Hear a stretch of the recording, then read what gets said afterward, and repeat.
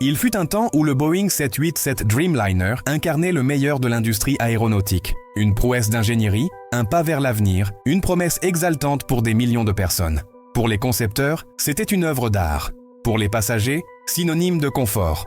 Pour les compagnies aériennes, un investissement visionnaire. Mais tout a basculé en un instant. Un drame a enveloppé le Dreamliner, faisant plus de 200 victimes, dans une affaire marquée par le mystère et l'horreur. Ce qui semblait impossible est arrivé. Et depuis, son nom s'est teinté de sinistres sobriquets. Nightmare Liner, Deadliner, n'était-ce vraiment qu'un accident imprévisible? Ou existe-t-il des vérités cachées qui n'auraient donc jamais dû voir le jour? Comment ce qui était un symbole de progrès est-il devenu un avertissement mondial? Explorons les réponses. Le Dreamliner n'était pas seulement séduisant en apparence. Son innovation allait bien au-delà du design.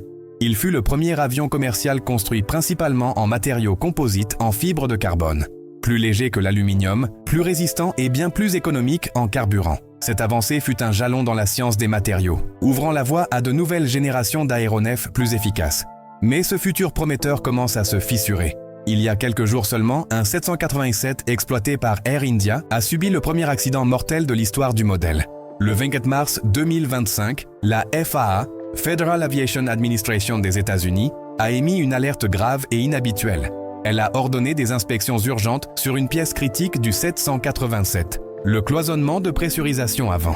Cette structure est essentielle car elle maintient la pression de l'air à 35 000 pieds d'altitude en vol de croisière. La raison de l'alerte? Des erreurs systématiques lors de la fabrication. Ajustements défaillants, fixation incorrecte, écart par rapport aux normes d'ingénierie. Bien que ces défauts ne provoquent pas un désastre immédiat, ils peuvent y s'accumuler à l'insu jusqu'à engendrer des problèmes graves. Fissures de fatigue, corrosion ou même défaillances structurelles potentiellement fatales. Ces incidents ne sont pas isolés. Ils font partie d'une série qui ternit progressivement l'image du programme Dreamliner. Depuis 2020, Boeing a dû suspendre à plusieurs reprises les livraisons du 787. Pourquoi? Défauts critiques dans la structure, notamment aux jonctions des sections de fuselage. Plutôt que de traiter ces problèmes ouvertement, l'entreprise a opté pour une approche plus discrète. La création d'installations secrètes, surnommées dans le milieu « usines fantômes ». Là-bas, plus de 120 avions sont restés à l'écart des chaînes officielles, réparés en catimini. Mais ce n'est pas la première fois.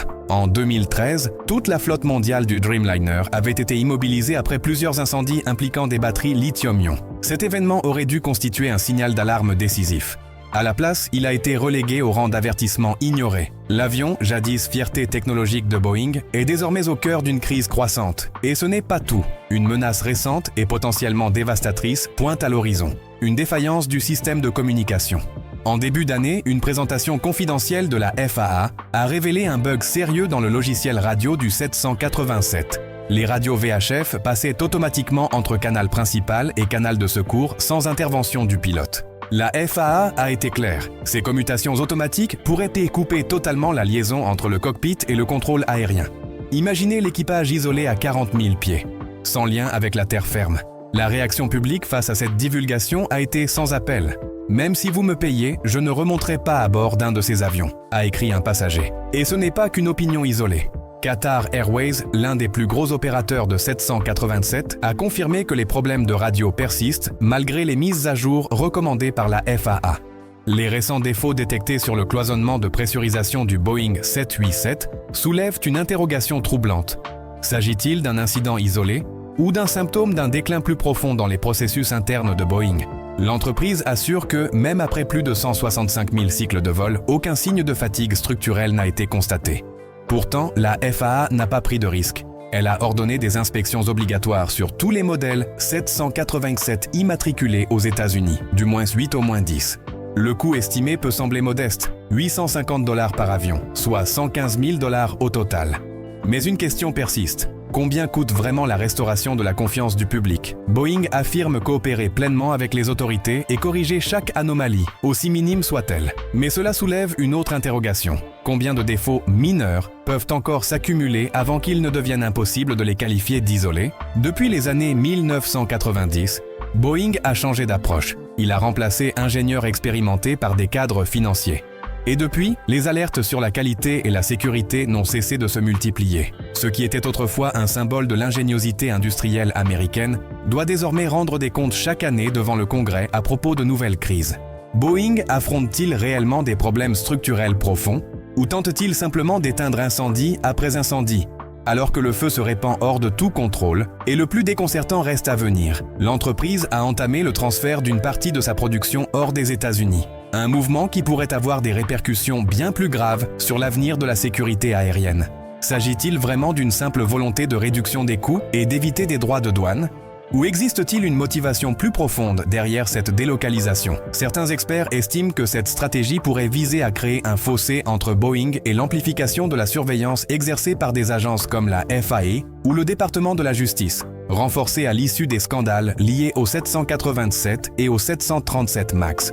Le récent changement de PDG apparaît en surface comme une tentative de renouveau. Pourtant, une question demeure. Un seul individu peut-il révolutionner la culture interne d'une organisation entière? Surtout lorsqu'elle est accusée de privilégier les profits aux dépens de la sécurité aérienne. Boeing ne cesse de parler de responsabilité et d'innovation. Mais en dehors des discours officiels, peu sont capables d'identifier des preuves tangibles d'un véritable changement. Les promesses d'amélioration, les retards de livraison et les délocalisations stratégiques sont-ils la marque d'une réforme sincère ou simplement une manœuvre pour gagner du temps?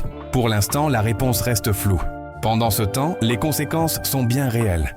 Les compagnies aériennes ne perçoivent plus le Dreamliner comme un simple avion technique. Elles y voient un casse-tête financier. Les inspections répétées, les mises à jour imposées et la pression des nouvelles directives chamboulent les plannings, augmentent les coûts et compliquent les opérations. Il ne s'agit pas seulement de défaillances mécaniques, c'est une crise de confiance, de culture d'entreprise et de réputation. Et alors que la confiance envers le Dreamliner vacille, les compagnies aériennes prennent note et cherchent déjà une alternative. L'Airbus A350, son principal concurrent, gagne rapidement du terrain. Réputé pour sa fiabilité et ses performances constantes, il s'impose comme l'option la plus sûre dans une industrie encore en quête de stabilité après le choc de la pandémie. Aujourd'hui, il suffit d'une seule directive technique émise par la FAA pour faire trembler toute une flotte. Et ce qui inquiète le plus, ce n'est pas le coût économique du 787, mais ce qui pourrait être en jeu à un niveau bien plus profond. La récente directive sur le cloisonnement de pressurisation a ravivé une question essentielle. Boeing a-t-il perdu le contrôle de son propre produit? L'ironie est cruelle. Ce qui fut jadis son atout le plus précieux, sa réputation, est devenu sa plus grande faiblesse. Le départ de l'ancien PDG Dave Calhoun en 2024 avait été perçu comme le début possible d'un renouveau. Mais une entreprise ne change pas avec de nouveaux visages. Il faut de la conviction, il faut un retour à ce qui faisait autrefois la force de Boeing. Un engagement inébranlable envers la qualité, la transparence et la rigueur. Innover ne suffit plus. L'entreprise doit regagner la confiance de ses clients, des régulateurs et des passagers eux-mêmes. Car si elle échoue, le Dreamliner, l'avion autrefois présenté comme l'avenir du transport aérien, restera dans les mémoires comme un avertissement. Un rappel de ce qui se passe quand l'ambition prime sur la sécurité. Et au final, il se pourrait bien qu'on ne retienne pas ces innovations. Mais la leçon amère laissée par l'effondrement de toutes ces promesses. Personne n'aurait imaginé que l'avion autrefois célébré comme un jalon technologique finirait par être au cœur d'un drame ayant coûté plus de 200 vies humaines. Cela s'est produit à peine quelques semaines après que Boeing a fièrement célébré une étape impressionnante. Le Dreamliner a transporté son milliardième passager. Une prouesse pour un modèle qui n'a volé que depuis un peu plus de 10 ans. Pendant des années, le Boeing 787 a été synonyme de fiabilité sur les vols intercontinentaux, fort d'un historique de sécurité presque parfait. Mais ce qui s'est passé à Ahmedabad a brutalement changé cette perception. J'espère que vous avez appris quelque chose de nouveau. N'oubliez pas de liker, de vous abonner et d'activer la cloche pour ne pas manquer nos prochaines vidéos. À très bientôt!